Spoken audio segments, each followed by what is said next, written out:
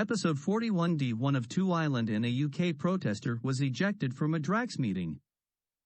Island noted that a climate campaigner was ejected from a UK Labour event sponsored by the Drax power plant firm. Activists interrupted the party conference debate to criticise Drax's wood-burning biomass operations. The Drax power station, in North Yorkshire, burns wood to generate electricity as part of its biomass operations. The owner of the North Yorkshire power station sponsored a debate on Tuesday on Britain's net zero climate goals on the fringes of the political party's conference in Liverpool. The company's group director of corporate affairs, Claire Harbord, was on the panel. Climate campaigners have accused Drax of greenwashing and argue that its biomass operations, which burn wood to produce electricity, are far from green and can even increase the CO2 emissions driving the climate crisis. The Drax talk in Liverpool was titled Reaching Net Zero: How Can the UK Boost Energy Security and Invest in Green Jobs? Several campaigners interrupted the discussion to question Drax's green credentials.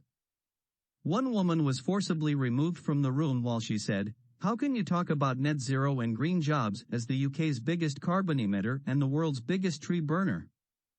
Another protester said, "As the largest carbon emitter in the UK, how can you talk about net zero and green jobs when you're responsible for the destruction of forests around the world?" Drax was accused of being part of a culture of spin for climate criminals by another audience member, who said, "How dare you be here, it's a disgrace." The incident happened a day after The Guardian reported that the UK government had been accused of funding environmental racism by giving £2 million a day in subsidies to an energy company that has paid out millions over claims it breached pollution limits in the US. Drax denies it committed any violations at its Louisiana plants, after agreeing to the settlements without accepting liability. An investigation by Unearthed, Greenpeace's investigative unit, found Drax Biomass paid millions of dollars to U.S. regulators over claims it exceeded limits on chemicals emissions at wood chip plants close to black and low-income communities. One person at the Liverpool event referenced the report and said, "All you are doing is pushing this so you keep on burning trees and polluting communities. You're polluting communities in Southern America, in Southern U.S., these are poor, mostly communities of color, and you are polluting them." The panel was originally due to include Alan Whitehead, the Shadow Minister for the Green New Deal and Energy, but the Shadow Business and Industry Minister Bill Esterson attended instead. Drax argues that its biomass is made from sawmill residues and low-grade wood left behind when forests are harvested for wood used in other sectors such as construction. Photographic evidence gathered by the Natural Resources Defense Council, Dogwood Alliance, Southern Environmental Law Center, and independent news agencies exposes logging in valuable forests and ecosystems in the U.S. Southeast, a designated global biodiversity hotspot. The UK is the world's largest consumer of imported wood pellets, as well as Europe's biggest subsidizer of biomass electricity, spending more than £1 billion per year to subsidize large biomass-burning power stations like Drax.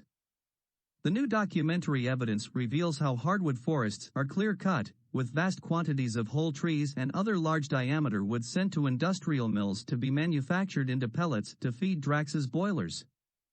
The biomass sourcing practices documented in the investigation are all allowed to continue under UK regulations and Drax's sustainability standards. Mary noted that the focus of Residents Against Wood Smoke Emission Particulates, ROSEP, is on the health effects to near neighbors of living next to residential wood burning, in those hyper-localized areas where the source of particulate pollution, PM2.5, is concentrated. PM2.5, particulate matter of 2.5 micrometer size, is the perfect size to infiltrate the human lung, causing a cascade of human health problems. Wood smoke consists of 90% PM2.5.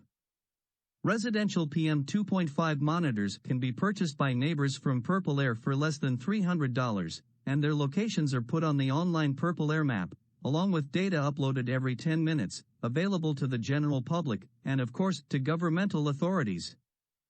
Neighbors of residential wood burners would like their Purple Air PM2.5 monitor data to be used to regulate and shut down residential wood burning detected at neighbors' fence lines that exceeds the World Health Organization, WHO standards of 5 micrograms per meter cubed or future U.S. standards of 8 micrograms per meter cubed.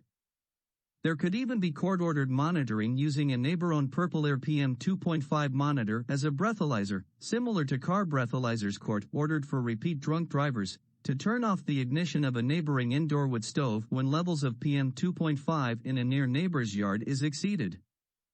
In this way, governmental authorities would not have to check the make and model of an appliance and would not have to rely on unreliable certification and other worthless assurances of levels of wood stove particulate emissions by the company that manufactured the wood stove. Purple Air monitors also provide data every 10 minutes 24 hours a day, and data can be downloaded from the map by governmental authorities the day after the PM2.5 levels are exceeded, during normal government working hours. Purple Air PM2.5 monitors are so reliable and accurate they are put on U.S. Air Now smoke and fire maps alongside $100,000 Environmental Protection Agency (EPA) monitors, correlated to the EPA monitors with a simple mathematical formula. But to publicize this, it is necessary to point out that living hyperlocalized next to a residential wood burner is essentially the same as living hyperlocalized next to any kind of PM2.5 emitting wood burning appliance, next to a PM2.5 emitting wood burning wildfire, or next to a PM2.5 emitting industrial biomass wood burning facility.